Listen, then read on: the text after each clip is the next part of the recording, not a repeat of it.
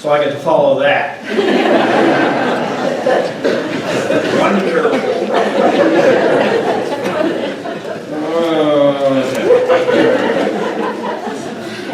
I'm Scott, the big brother, the older brother,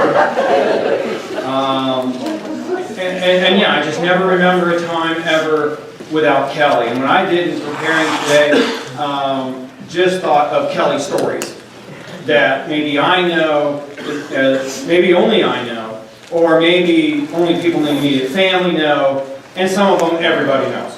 All right, and we just got a real treat last night, and if anything else, this makes you stop and think that you gotta just chill and just talk to folks. And Kaylee came over last night with a big basket of stuff and everything, and I wanted one of Kelly's t-shirts because I, believe it or not, don't have rock t-shirts.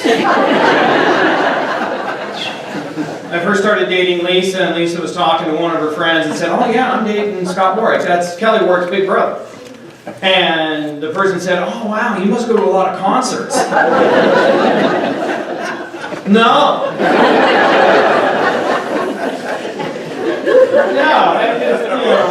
No, go to Reds games, Ohio State games, oh yeah. And every year I'll go to, whenever they're in town, or down in Riverbend, we'll go see Dave Matthews, and Dave Matthews all right. Okay, Kelly hated Dave Matthews. And Lisa loves Dave Matthews. And so we'll go down there, but I really enjoy going down there because Dave's okay, but you see how happy she is, And we were down there, and up came this announcement. They had this board up there that, later that summer, that they were going to have Disturbed, and they were going to have Breaking Benjamin, and all these other places, all these other folks there. And I'm like, oh, that sounds really good. The boys will love that. And you got to bring Kelly. So we would go down to do these things, and we would vacation with Kelly. And it's just because it wasn't Uncle Kelly. He was a big brother. Okay? Just amazing types of things. And I've known Kelly since he was born, just like Pam. And once he was able to walk around a little bit, Pam got the big bedroom, and Kelly and I got shoved into a closet with one bed. Okay, who's the princess? Yeah, life's fair. So and if you've ever slept with Kelly,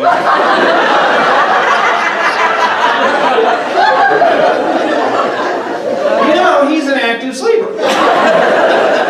And I'm in this, it's like a full bed with Kelly, and Kelly's just everywhere, and I'm like, I'll tell you, if he kicks me in the groin one more time, the family tree is going to be stopping right there. So nobody did anything. No, it's, just Scott's ring. It's okay. It'll be all right.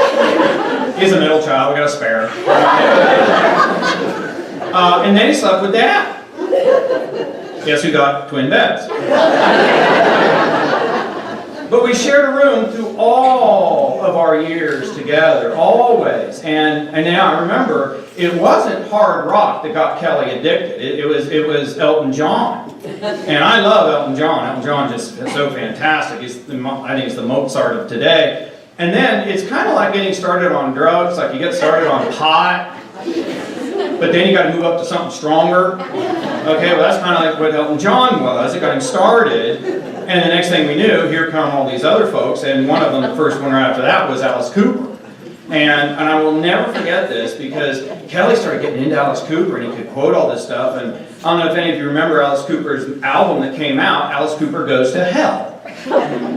Well, that's a wonderful album, all right? If you listen to it, it's a story of some guy having a dream, and he's living a terrible life, and of course that's where he goes, and then he wakes up, and it's like, oh, I got to do better. Okay, that's really what it was. And so Kelly got this t-shirt, all green and everything, and it said, Alice Cooper Goes to Hell.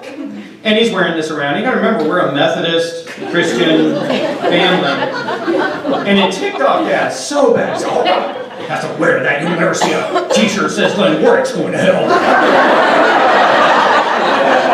I said, you probably won't. Yeah.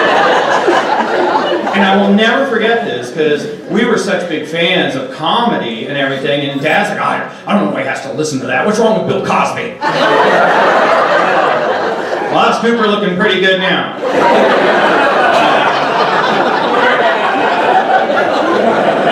Good figure. And you probably saw some of the pictures around here. One of them is Kelly. To me, it's the best picture ever. Kelly in a tux with a bump. And tell you about that picture. It's just perfect, Kelly. Pam and Paul were getting married. They were at the Park of Roses, this beautiful gazebo. Everything was ready. Got everything ready on Saturday. We're going to be there on a Sunday. Someone overnight had gone to the gazebo with the concrete and wrote, "Eat me." Now those are going to make some great wedding pictures, okay? There's everybody, we're like, wow, that's going to look really bad, okay? So we decided, okay, we got to go get some green fake grass, the tarp, we'll lay it over top of it, it'll look good. We needed other things like, batteries or something. So Kelly and I ran down to Graceland Shopping Center, right down the street from Whetstone. We went down there and we're driving by and there's this wino that is passed out on this bench and we just look at each other, it's like, oh yeah, so we pull around. And I pull up and I go, yeah, go sit with him, go sit with him. So I got my camera and I get this one picture, and there's Kelly smiling, leaning into this guy that's passed out from Saturday night, and we got one picture, and the bum woke up. And that cane that you see in between there, he picked it up, swung it at Kelly, and Kelly's like, get out of there. But Kelly was just everybody's friend, and I would talk to him. It's like, I love you look around this room. Look around this. There's nowhere to park out there, okay? And there's people that couldn't stay for the service. This just reminds me of It's a Wonderful Life. He was the richest man in town, And he would meet his clients. And he talked to them like once or twice, and he says, oh yeah, we're going to go to this concert together, we're going to spend the night. You just met this person. Oh no, he's cool. How do you know he's not going to kill you and wear your skin? And he's like, oh no, like that. And that's just what he was like. And he only met Linda Blair twice. And now they're email buddies. That was Kelly. Just infectious, just no judgment. And to my two boys, he was a big brother. He wasn't an uncle. They said, the best Christmases ever is when Uncle Kelly spent the night. So it doesn't matter if we were there, but Uncle Kelly. And so Kelly and Michael had a special bond, and every year, this is what Uncle Kelly would get Michael. Every year. Now, every guy in here is like, oh yeah, I can see that. Okay, yeah, I can see why you're a Patriots fan. Yeah. And if you look at the bottom here, you got all the dates and everything down here, and then of course the main part's all up here. So, yeah, see there. And see, Uncle Kelly got it, and I'm like, oh yeah. And then there's Lisa, and my wife, and she's like, where are you going to write any dates? Where are you gonna write any dates? That's not what it's for. That was the relationship that they had. They were like big and little brothers. And Nicholas, the same thing. Kelly would cut Nicholas's hair, and he hated getting his hair cut.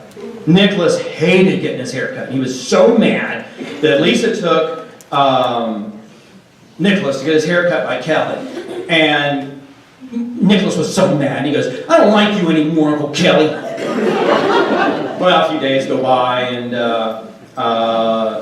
it's Thanksgiving, and we show up, and of course there's Uncle Kelly, and Uncle Kelly is there, and he goes, you still mad at me? And he goes, yes. And walks off, okay? And I'm not kidding, a minute and a half, 2 minutes later, Nicholas comes back and goes, oh, come here, you. Gives him this big hug.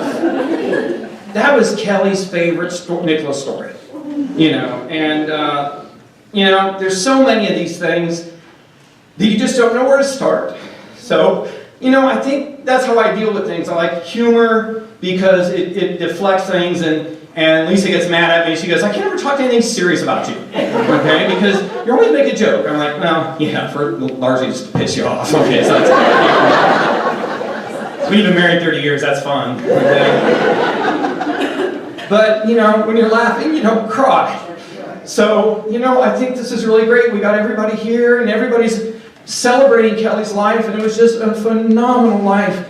And I know the family just appreciates everybody. And I'm just so glad that you're here. And I think Kelly, if he knew how rich he really was, he would have looked at things different.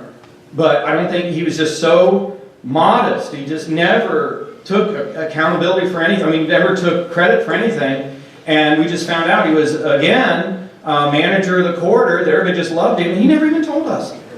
So thank you so much for coming. And let's just keep a good, humorous spirit, because I think that's exactly what he would have wanted.